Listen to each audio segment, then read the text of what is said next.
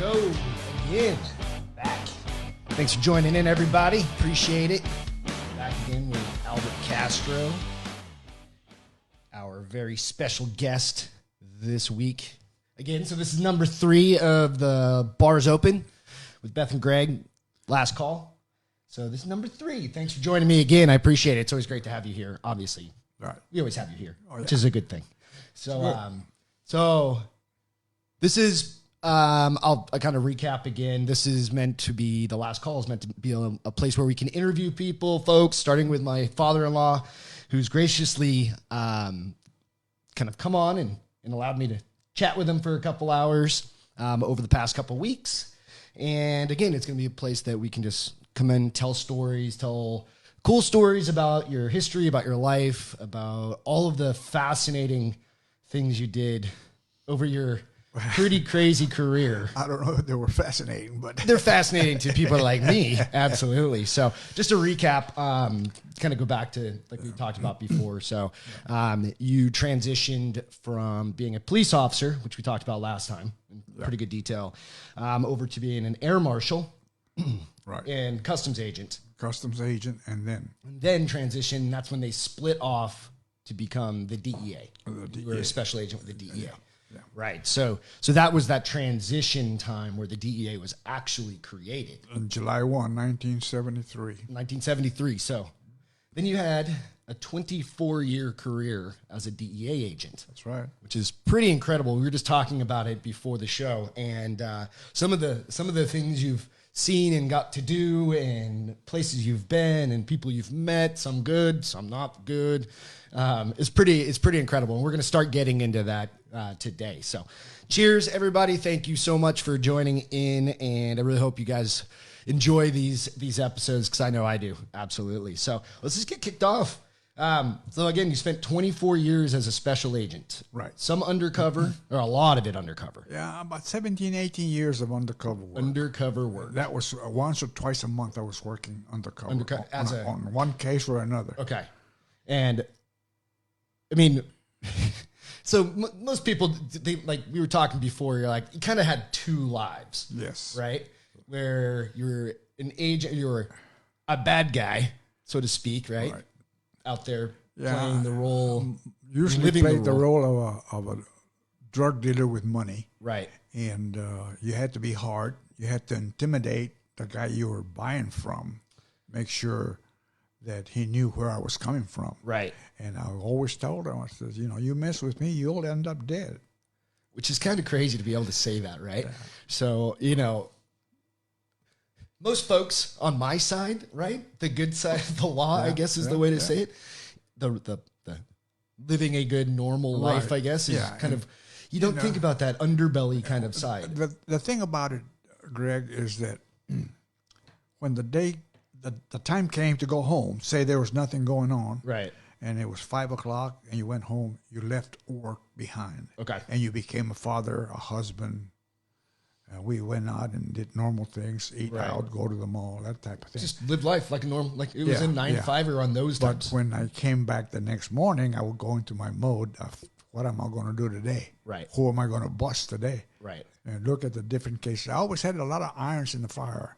I had just all the time. A lot of targets that I wanted to work on. Some were very good targets. Some were not that great, but nevertheless needed to go. Right. That type of thing. So I would always put those aside and work on the major ones. All right. Yeah. So when you started in the DEA, so like what got you? How long had you been in before you started going undercover? Or did you kind of just do that at the same time? Did it all kind of just roll together?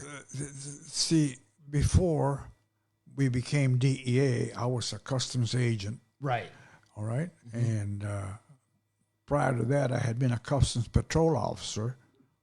And the job of the customs patrol officer was to check stuff that came in from out of the country. All right. And so cargo coming in from trucks. Cargo and things of that sort. Ships and stuff like that and everything. Yeah. And then I made agent. I took the test.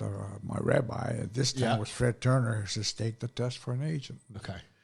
A good friend of mine who passed away already, Jack, was a former state trooper, Texas state trooper, took the test. Yeah. of course, we passed. It was a piece of cake. Right. For you guys, because you've done basically that job for so long. Exactly. And it was a hour and a half long test, and we did it in almost an hour or less. And we just sat there, and Jack was stationed in Austin, and I was stationed in San Antonio. Okay.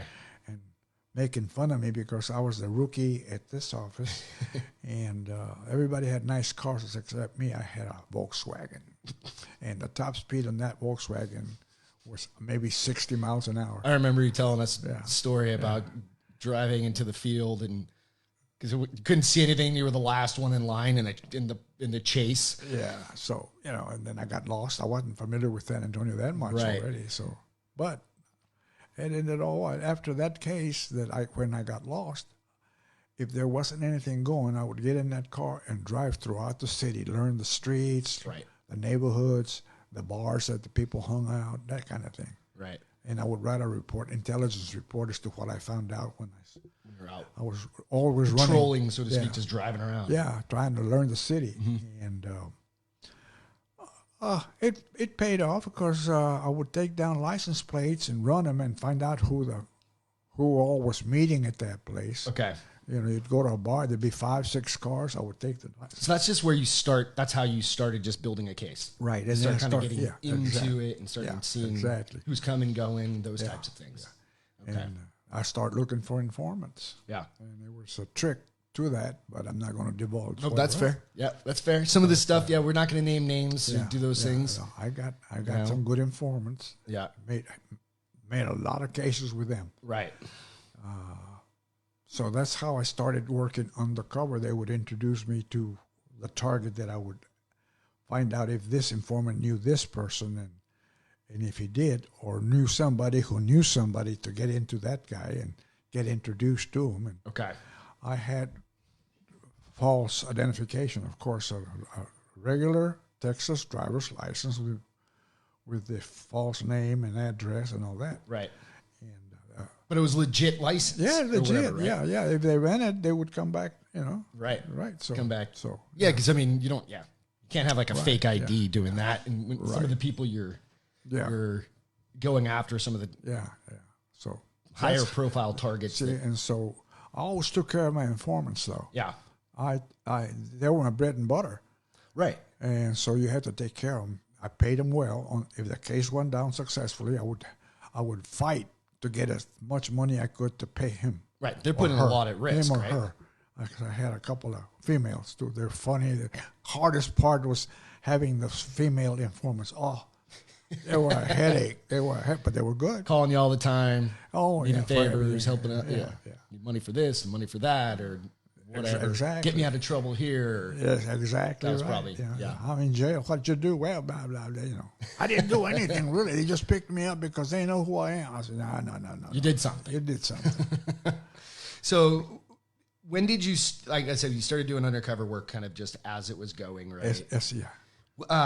Where did the cases take you? And what I mean by that is like internationally. Oh, yeah. I did cases in Nuevo Laredo, Mexico, where I got the hell beat out of me by the Mex Feds thinking I was a bad guy. Oh. It took about 3 minutes for the regular American agents to jump in and say, wait, he's one of us. But by then I had been hit 5 or 6 times in the head and the stomach when we made the bust. Yeah, so because they thought you were literally one of the bad guys. And so then they're all apologizing. Oh, so sorry, I'll buy you supper. That kind of, like, okay, is your eyes swollen up or whatever? And that happened here too in San Antonio. Yeah. Working undercover case close to the produce market on, I think it's Laredo Street, and or Zazamora, one of those streets in the west side. Mm-hmm. And I was negotiating for a quantity of heroin. Okay. And the bad guy said for me to get in the car with them, go get it. They wouldn't let me sit there by myself. As we started to leave, we got pulled over by 2 narcotic guys. They didn't, and they had no idea. And they yanked everybody out of the car, including myself. They bumped me up and pressed my face into the hood of the car and then pushed me around. And then they took us to jail because one of them had about 1 gram or 2 of heroin. Okay. So we're all in that car. So they the guys went in there. One guy as an attorney, went in there, bailed me out. The bad guys were going, "Hey, help us out too. Tell them to get us out." I said, "Yeah." And as we're working out, the two cops that got me beat up and all that, were saying this. They couldn't believe I was walking out. So you didn't stay in there very long. I said, my partner at that time was, who was that? Jim Henderson or Jerry Courtney? One of them says, "No, he's a federal agent." And both of them, their jaws just dropped. Yep, you kicked the shit out of a federal agent, by the way. Sorry, we didn't really mean it. They were bullshit. Yeah. So it's interesting. It's a dangerous. I mean, it was a dangerous life on both sides. But it was part of the deal working. But you had to play it undercover. no matter what because you were still undercover. Yeah, you can't say I'm a cop. Right. Exactly. So where else did you go? I mean, it was just. I Mexico? I did a case in Nuevo Mexico. I did a big case in Miami, Florida. Okay. I went to Los Angeles. Where else did I go to? Los Angeles, Dallas, Fort Worth, Houston, El Paso. You're just all of it. It's mostly south. Did you have to go up north at all for some of the cases? I only went twice. Once to Detroit, and another time to Chicago. Okay. And they were, unfortunately, but by the time I got there, the target of the investigation had already been popped for one thing or another, so it didn't. Just turn around. Yeah, turn around.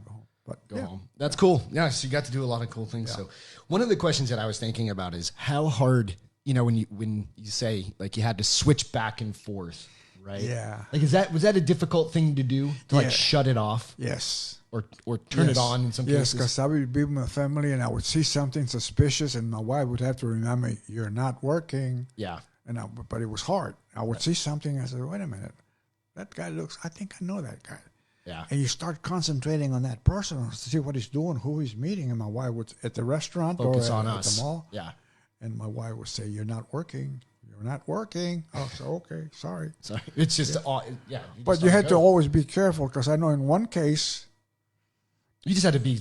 Yeah. In one case. Kind of thing, right? The one had to do with the Miami case, which is a very good. The person that I ended up arresting along with all the other dopers was a guy that was 6'6".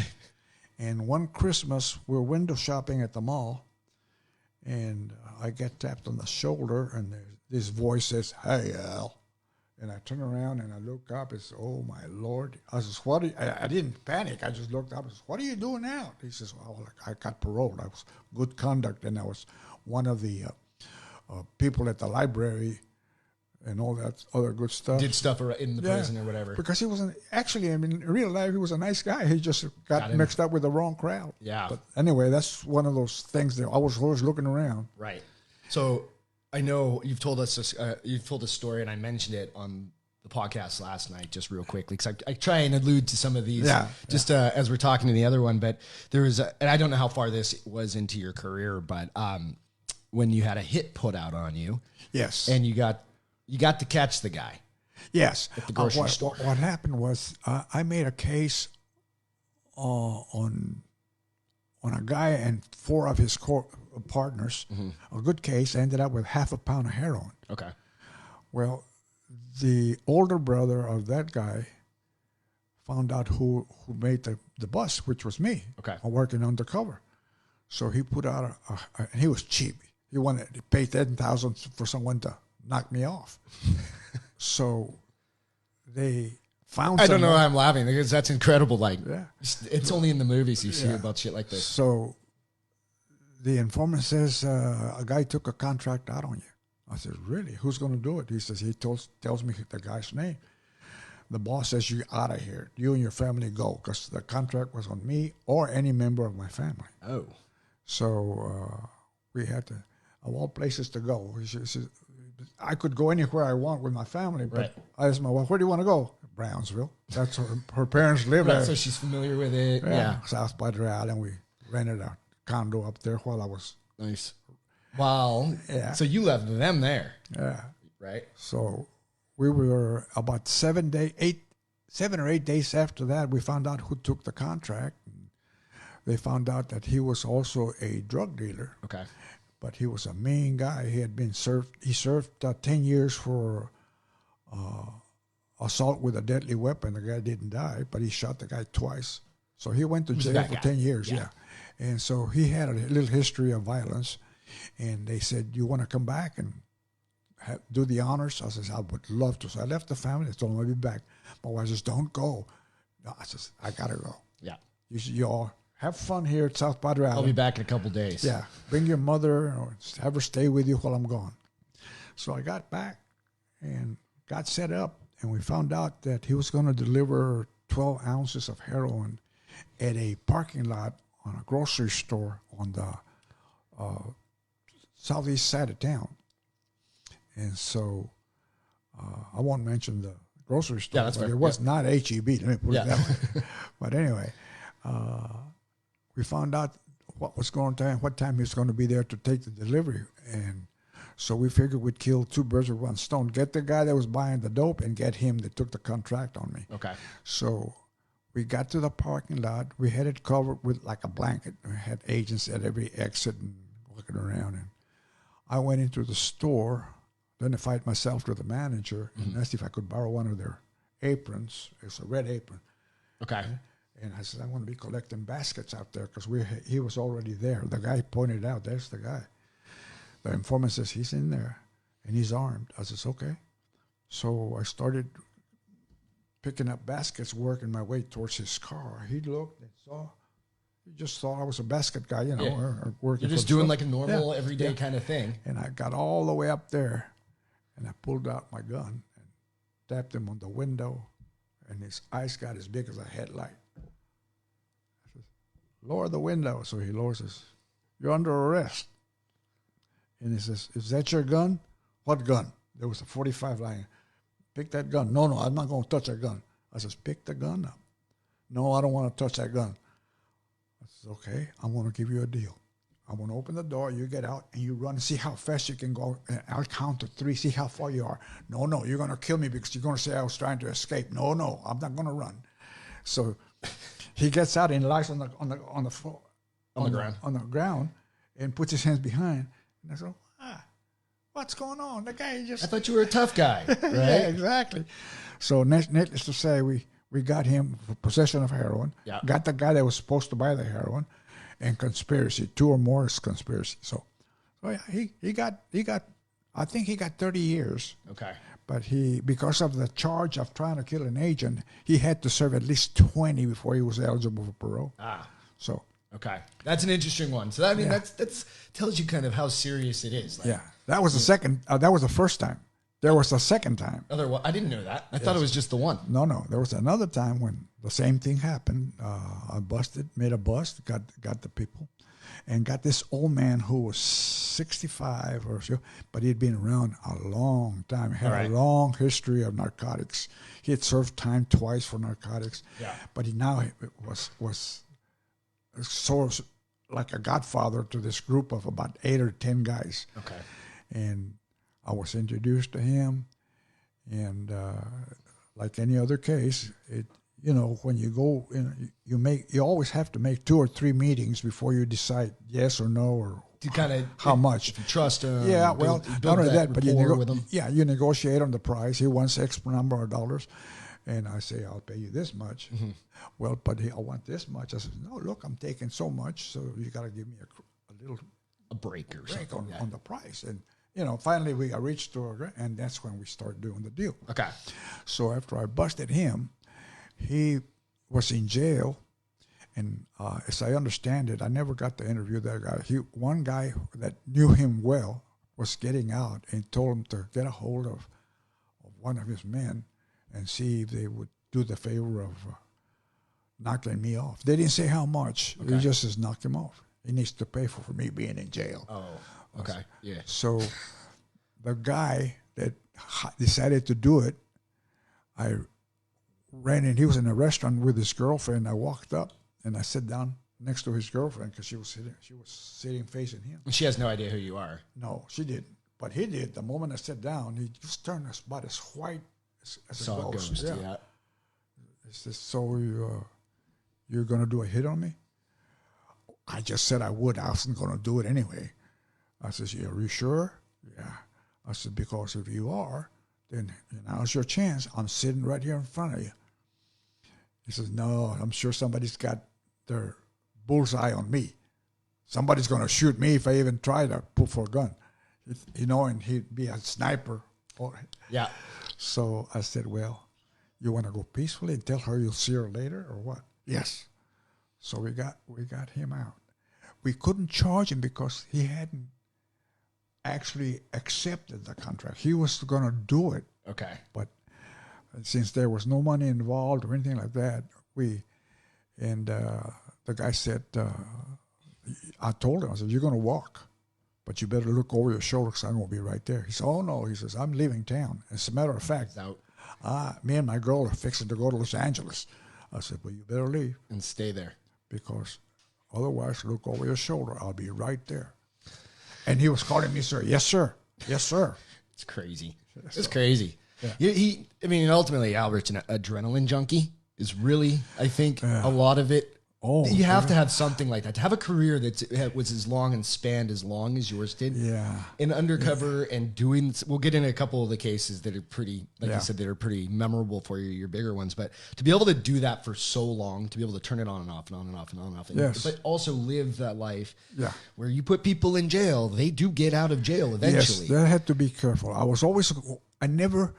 To be honest with you, I never took a straight drive home. I always mixed it up so they wouldn't have a pattern. Yeah. Right. And I was always looking at the rear mirror. Yeah. If a car stayed too long behind me, I would either pull over and see if he passed me, or I would make a turn and see if he turned. Right. So I was always looking.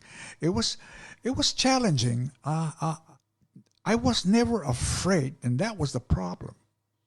What? You weren't afraid? No, if a bad outcome happened or something? Yeah, no. My wife says that's going to get you killed. Yeah. You need to be afraid. And one of my old bosses, when I was a police officer, said, "The day you stop being afraid is the day you're going to get killed." Yeah. He says, "Always be afraid. Always be like walking on hot coals." He says, "You have to." And the so mindset I kind of went back to that. I said, "Yeah, I better start, And so I was always looking over my shoulder. Yeah. I was looking in the mirror. Because that's, like you said, that's going to be the minute somebody's going to walk up, somebody's going to recognize you. Because that happened once. This bad guy was killing his competition. Okay. And he just walked up to a guy in a bar. Just popped him. And the guy's in the bar drinking beer. I'm in there negotiating with a low life. And the guy walked in from here and put the gun to the guy's head, and boom. And they turned around very coolly, started walking out. Luckily, there was a cop that heard the shot. He was on patrol. Yeah. And was able to get the guy.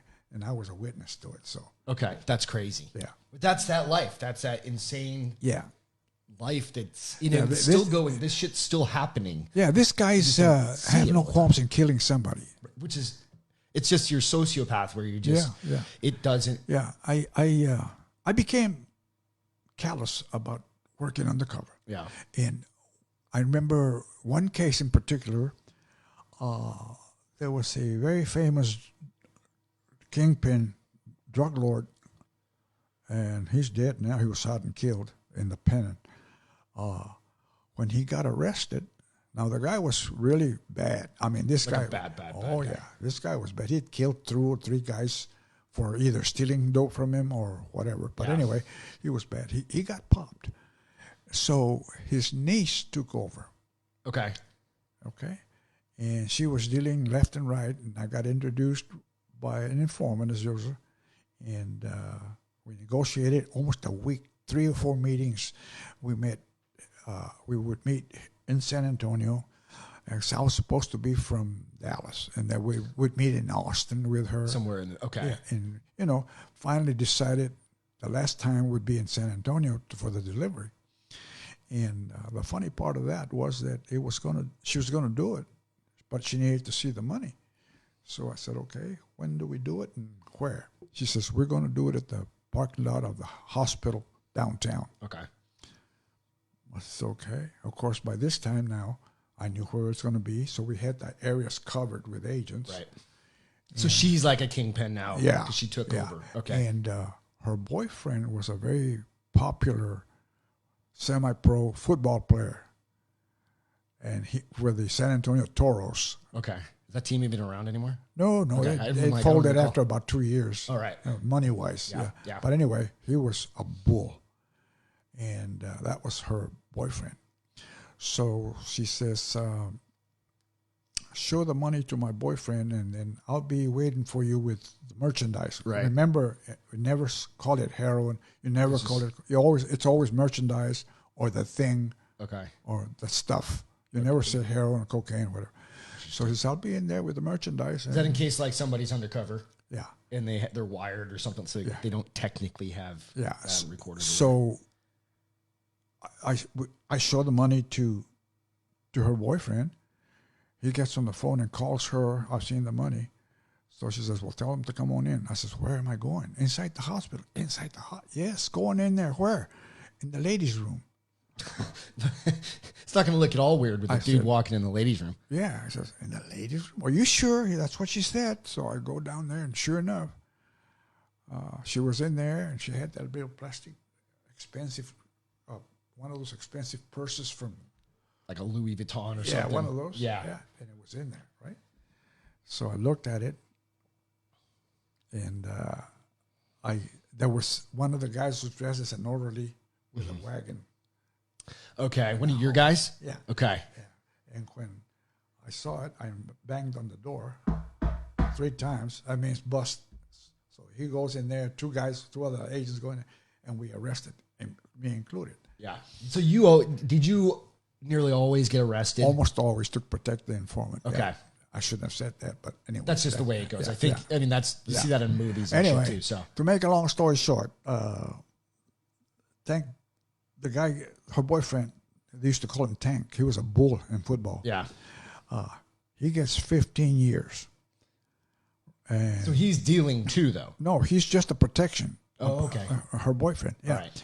So anyway, and we go to court, and she pleads guilty on a 1 count of 15-year count. And on the way out, I was standing by the door. She had just pled guilty. She was in handcuffs, walking out. She stopped in front of me, looked at me with smiled a little bit. She says, "Damn, you're good," and walked away. And I'm going, wow. She gave me a compliment. A compliment. I busted her. And my wife was right there. She had gone. She had never been. She wanted to see a case. Yeah. That's interesting. Damn, you're good, she says. You got, I mean, but that's the thing. It's like you have to be able to play. Yeah. You have to know the game from both sides. So you have to be an expert at dealing drugs, honestly, right? Yes. I had to do a lot of reading, by the way. Okay. Yeah, because, see, when I was in Mexico, in 1974, I was sent to Mexico to work in Mexico, which was the first. Mexico had never allowed American agents to work in Inside Mexico. their borders. Okay. And I went. And what changed? Like what? Because it was just the drugs were so bad then. Really, really bad. Right. And was this like during the time of like Escobar and stuff? I don't remember when he was around. Yeah. Or was that before that? It was after that. It was that, okay. Yeah. Anyway, this is 1974. All right. And I was sent to Mexico to work with the Mex Feds. Right. And I linked up with, I had to pick 6 Mex Feds. So I wasn't going to take any of the ones that were already out. I said, can I go to the academy? And get some fresh and people. They said, well, is that what you want? They don't have any experience. They'll get their experience with me. Right. So I went to the academy, picked out 6 guys except one. One was a bodyguard for one of the comandantes, a very big comandante in Mexico. All right. I wanted him. He was a young guy, 26 years old. And he was originally from Laredo, Mexico. Okay. And we became really, really good friends. And I baptized his son, so I was a godfather to his son. That's cool. I was in Mexico. And we went to Culiacan, Sinaloa. The state is Sinaloa. Culiacan is the city. Was a hotbed for heroin. And what was the way it happened, or the way it's done, the plantation for the poppies, which is where the opium comes from. All right.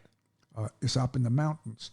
And these drug dealers would pay the Indians that lived in the mountains. They never come down from the mountains. They live up there and just work the crop. They don't even know what a TV is. They don't even know. They just work the crop, and they got paid. And most of them got paid with food, like those 20-pound bags of rice, 20-pound bags of beans, and things like that. Yeah. And a little cash. They had no place to spend it. Right. They just needed the food. Yeah. Yeah. That was more important. So what they do is they would water it using PVC buckets from a waterfall, and you would have 500, 600, 700 yards of nothing but PVC to the plantation where the poppies were. And what they do is they milk the poppy. They cut little cuts on the side of the bulb, and a white liquid, very smelly white liquid comes out. And that's the drugs. That is turns. They go to a lab.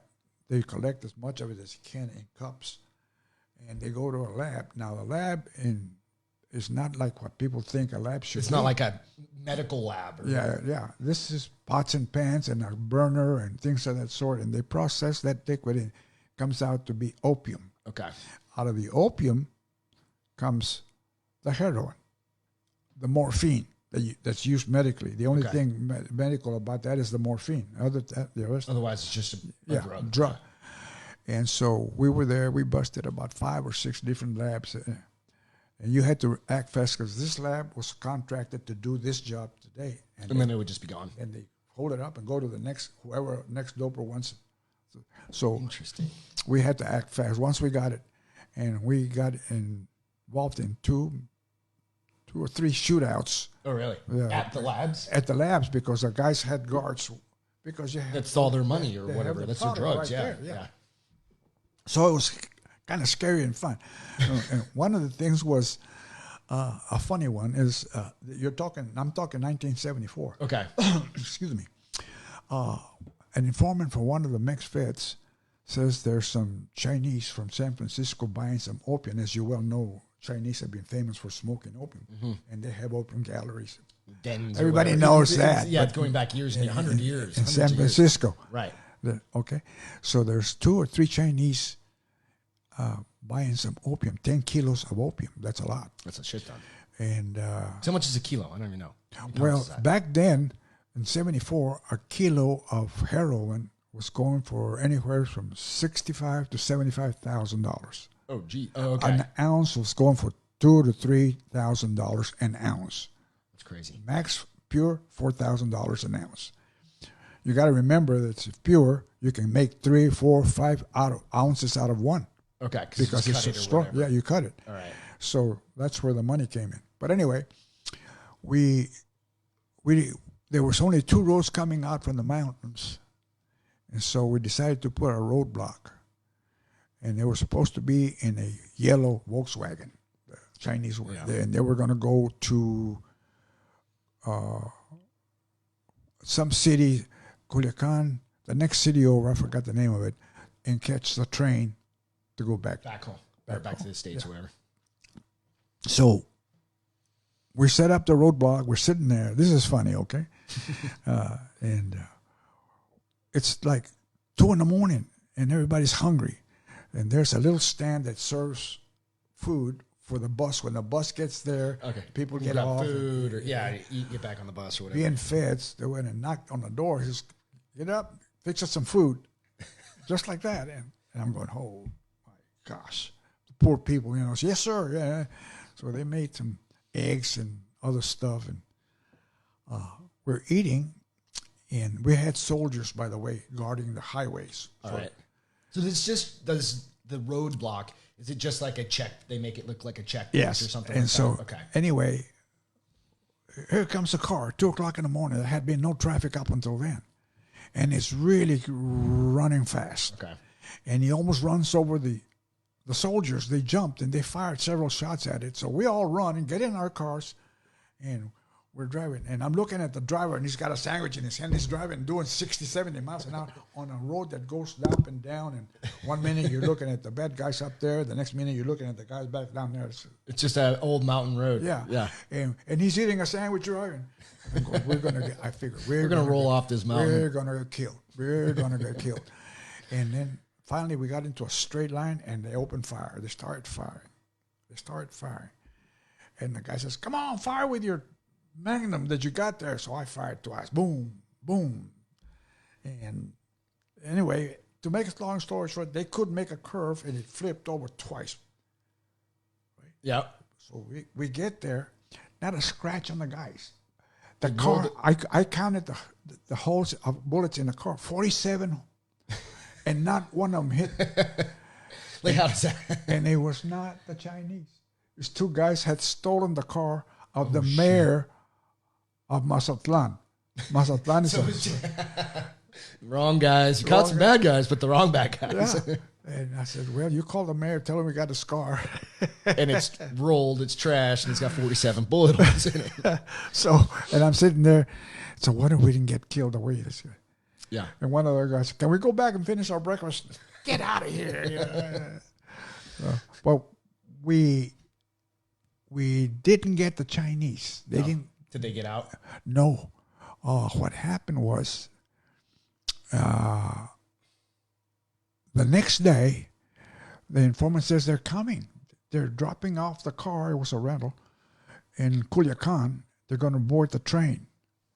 So I wasn't involved on that. What happened was they went to the thing, and I told them, listen, guys, you go in there. Remember, it's a train station. There's people out there, passengers and shit. Mm-hmm. Be sure and do not fire. Try and get them without firing a shot. I says, where are you going to be? So I'll be there, but I'm not going to be involved in that. Right. This is strictly a Mexican thing. So, poor agent Ballesteros screwed up. He, when the Chinese got there and they were getting ready to board, he hollers, "Policía!"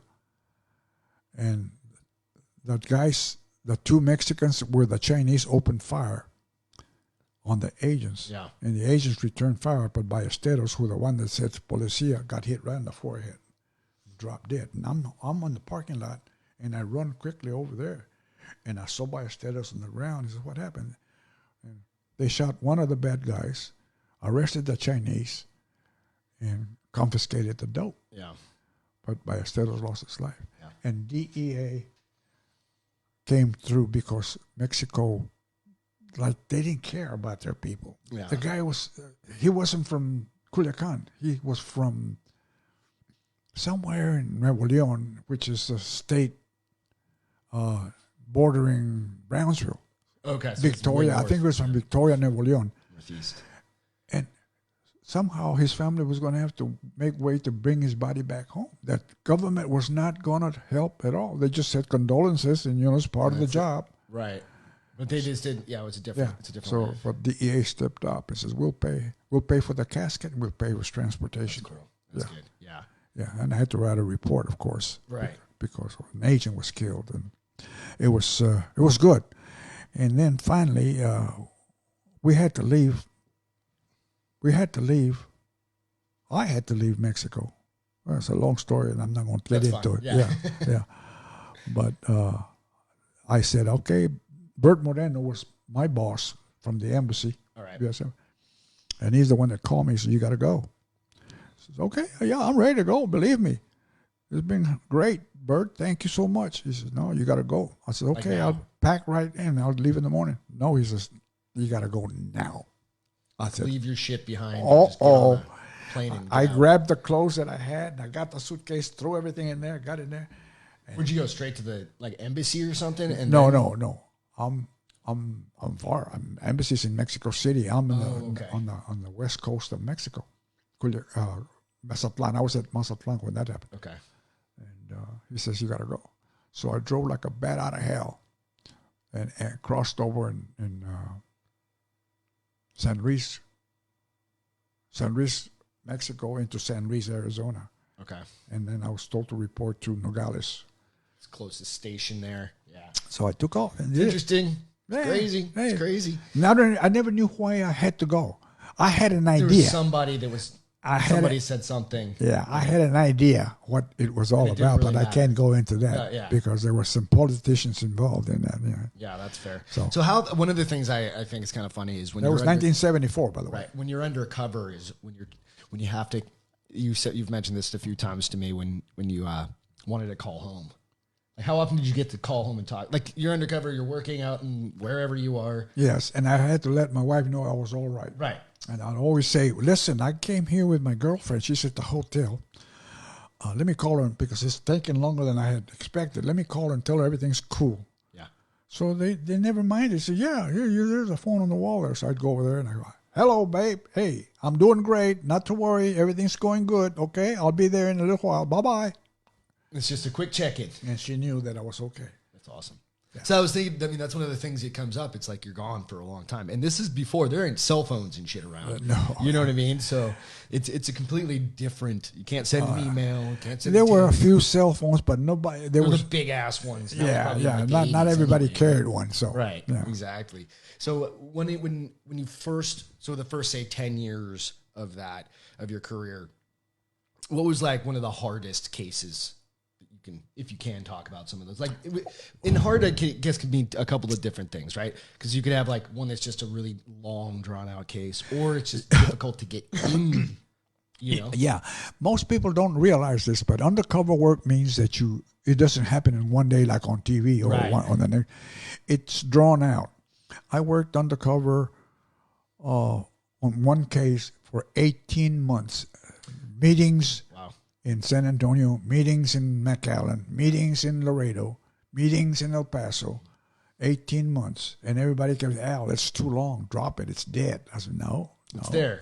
There's some meat on this. And sure enough, I ended up getting one of the largest seizures in San Antonio in 1985. Right. Got 110 pounds of cocaine. That's a ton. I mean, that's not a ton, but it's a lot. That's a lot of cocaine. Yeah, 110 pounds of cocaine.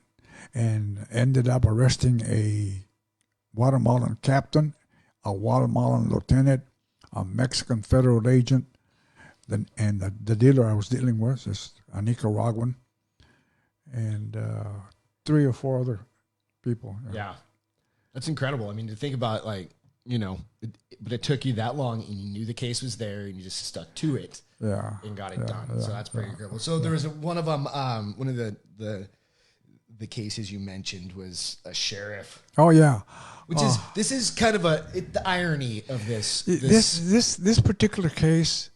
It's one of the feathers in my cap. Okay, the one I just mentioned about that 110 was good. That's a big bust. Big bust.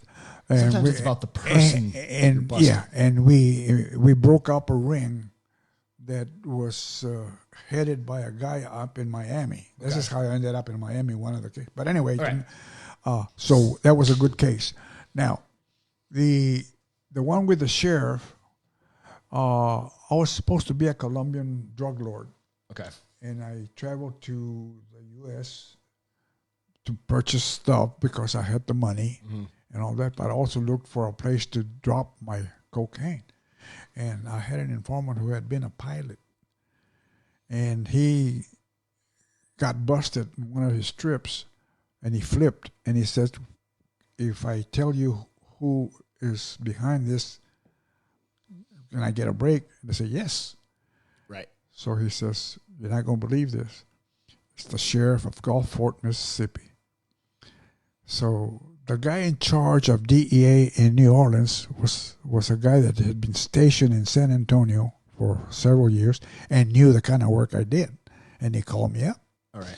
And he goes, Al, I have a small problem that I think you can work it out for me. Can you come up here and help me out? I said, yeah. What is? He says, well, get over here and we'll discuss it and see if you want to take it. If you don't, I can understand. So I show up. His name is Bobby Bryden, was the guy in charge of New Orleans. And he explains the situation. It's an FBI, DEA joint investigation. Okay. The informant will introduce you to the sheriff. And I go, whoa, the sheriff? Yeah. And the sheriff will come up to meet with you whenever you're ready to meet. I said, well, how about tonight? I'm ready. Jump at the gun of getting a crooked sheriff. Right. So they rented for me a room up on the 17th floor of the Holiday Inn by the river in New Orleans. Okay. So actually, no, it was the 16th floor. The 17th floor was the bar. Okay, so you're as high up as you can go. Yeah, and that bar was cool because it had like umbrellas, and you would see lightning, and it would rain. Inside the bar? Yeah. That's cool. And it stopped, right? And it stopped, And after about every 15 minutes, you see lightning and thunder, and then it would rain. So it's cool sitting there. So I invited the sheriff. My informant says he's ready to meet you. I told him all about you, that you are a big shot in Colombia dealing with her, and he's anxious to meet you. So he says, well, bring him to the bar, and we'll negotiate. Now, the problem I saw there, and that was the hardest part for me, was I could not speak English. It had to be. You were Colombian. I'm a Colombian. I had to do everything in Spanish, and the informant was going to be the interpreter. Okay. And it was hard because sometimes the sheriff would tell him to ask me a question. I wanted to answer before they even asked me the question, right? And so I had to really watch it. So we sat at the bar, and he liked it, had a few drinks. And now, when you work undercover, you can have as many as 3. That's the limit, because it'll come out in court. Right. So you don't want to. You can't be inebriated. Yeah. Yeah. So you're still working. Normally, I would only use 2 drinks, right, because I really need to be in my sharp. You have to remember everything, because you got to go back and write a lengthy report. Right. So then the sheriff says, I don't want to discuss it here. Can we go to your room? You have a room? I said, yes. I had ordered a rolling bar. It had all kinds of liquor and highballs and wines and stuff. Yeah. And so we come in there and says, fix yourself a drink. I told him, I wasn't going to drink. I already had 1 drink. I could drink 1 more if I wanted to, but I. Yeah. So we sat there and discussed it, and he wanted $10,000 up front. Excuse me. And 5, because he says, how much are you going to bring in? So, and I told him, I said, I think I'm bringing in. I would tell him that I'd like to bring in about 150 pounds of cocaine, pure. Yeah. And so he tells the sheriff tells him it's going to cost him $10,000 up front for protection and 5 kilos for me. Now, this sucker was running for re-election under the Just Say No to Drugs. That's the kicker to this guy. So when you think about, this is when it was the Just Say No to Drugs and alcohol was big back then too. I mean, really. Yeah. So we negotiated. I said, no, that's too much money. And up front, are you kidding me? I tell him, I don't even know if this will work. Right. And he asked. I'm just going to give him, So the sheriff asked him to tell me, how am I thinking of bringing it in, because he's got a big pasture that I can make a drop if I have an airplane. Okay. I told him to tell the sheriff that's exactly what I want to do. It'll be in 50-pound bags, military canvas bags, or sea bags. Sea bags, yeah. So, but I'm not willing to pay $10,000. I never have paid up front for anything. And so he tells the sheriff that. He says, yeah, but this is the United States. We do things my way. I am the sheriff in this county. And so he told me that. He's a sheriff in this county. So I told him, so tell him I'm the guy that has the product. So there. Right. So you've got bargaining, technically. So we did. Right. So we decided to cut it off that evening. And he says, think about it. When are you going back? Ask him when is he going back. He says, well, he's going from here to New York to do some shopping and then back home. Ask him when he's coming back. He says, well, he asked me, and I told him, well, I don't know. It depends on him. I'll give him a call from Colombia and see where we're at, and then decide if I want to come back or not. Now, he's looking at dollars, right? That's all he cares about. Yeah. Just greedy. So the meeting was over the first time. Mm-hmm. Second meeting, 2 weeks later, I'm back. We meet again, and he says, tell him that the reason I want $10 up front, because I have costs that I have to take care of. I have to pay my deputies to block off roads, and they'll be off duty, but they're going to be doing like a moonlighting type of thing, and I have to pay them. They're not involved, by the way. Oh, okay. No, they're not involved. Just on. Yeah, that sheriff wants us to block off, we do it. So right. So the second time I went, 2 weeks later, I went back.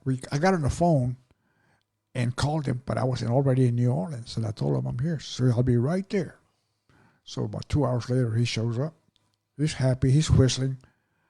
And he's seeing dollar signs. Oh, yeah, he's doing it. So we sit down, and we had a couple of drinks. And then he says, I've come to a point where I'll give you a break. He says, I'll take $5,000 up front, but still want 5 kilos. So I said, well, tell the guy that I'm going to kick that over, and I will be in touch with him. Yeah. And so we shook hands, and I told him, tell him that it sounds like a good deal, but I'll have to make sure that my pilot's ready to do it. So he tells him that to the sheriff, and we parted. He left. And all of this is being recorded and videotaped on the. I shouldn't say how. I'm not. That's fine. Say. Yeah, that's cool. But there's ways to do it. Yeah. We videotaped the whole conversation, the meetings, and all of that, all of them. So. So up until this point, you've got them basically on like conspiracy. Yeah, right? So far. Okay. Exactly. So anyway, 2 more weeks pass. Now we're looking at 6 weeks from when I started. Right. And I called him. I was already in New Orleans. I'm ready to do it. He says, the plane will be here tomorrow between 3 and 5 in the morning. And he says, oh, no. I'm sorry. Let me back up. All right. He takes me to the ranch to show me. Okay. It's a nice ranch, a nice house.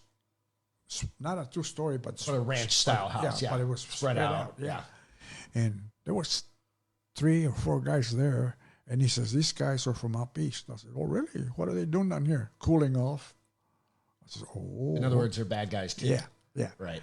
So he shows me the ranch. His son is 23, This dude is in, like...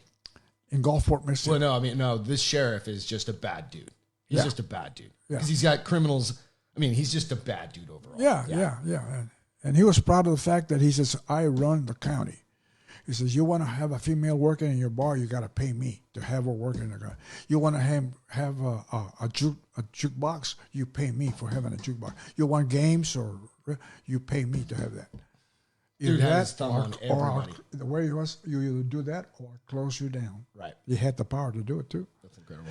So anyway, at the ranch, his son says, he tells his son, show him our little product. I says, really? What product are you talking about? He says, come on. Yeah. So we got into a four-wheeler project. And went across the road from the ranch. Was owned by a paper mill or a paper company. Okay. And nothing but huge streets everywhere. But right there, it's like about, I think it was about 3,000 or 4,000 acres of trees, beautiful trees. Oh, okay. But right in there was an open space, and it's like about 70 foot deep by about 60 feet wide, and nothing but 6 foot tall marijuana plants. And they watered them and took care of them and all that. Right. And they were in the back of the property, so nobody goes back there anyway because it's a tree farm. There's no roads out to the back. So you have to have it's a trailer or whatever. Yeah. So I said, well, that's neat. You're making a good business here. He said, oh, yeah. You know that right? Through the informant, of course. Yeah. And, of course, it was so hard for me not to. Just accidentally slip or whatever. Yeah, exactly. So we go back, and I said, all right, it's a deal. Have your men ready to pick up the product when it dropped. Mm-hmm. He says, yeah, everything's ready. We've done this before. He says, this is recorded. Right. We've done this before. He says, it'll be ready. The man will, just as soon as they hit the ground, they'll pick it up. And it's okay. So we waited, and FBI and DEA converged in the ranch, and they were everywhere. It's a big bust. This is a big deal. Yeah. They were everywhere. It was to avoid escapes and stuff of that sort. Because remember, so he had the 3 guys that were from up east, or 4, and 2 other ranch hands ready to pick up the product, and they had a pickup truck just ready to go. To throw them in the back and take off. And this is in his ranch, though. So we waited, and everybody drinking coffee. We hadn't slept because we got there about, if I recall correctly, around 10:30 or 11 o'clock at night, and got in there quietly and got set up. And sure enough, we already had the time. It was 4 o'clock in the morning. We heard the plane coming, and he was coming right over the treetops. Okay. And one of the agents in there throws the bags out, and they were hit and bounced 5-6 feet up in the air. Yeah. The guys ran out to grab the bags, and that's when we ran in there. The sheriff, in the meantime, was at the ranch house. He was fixing breakfast for me and the other guys. Mm-hmm. Right. So it was gonna be a good day for him. Yeah. So we all jump in the car. Little did he know. We go up there. We drive up to and he's in the kitchen with an apron, and he's got a utensil in his hand and something else in the other, and he's shocked. His mouth was wide open, and we walk in there. You're under arrest, and this ranch now belongs to the government.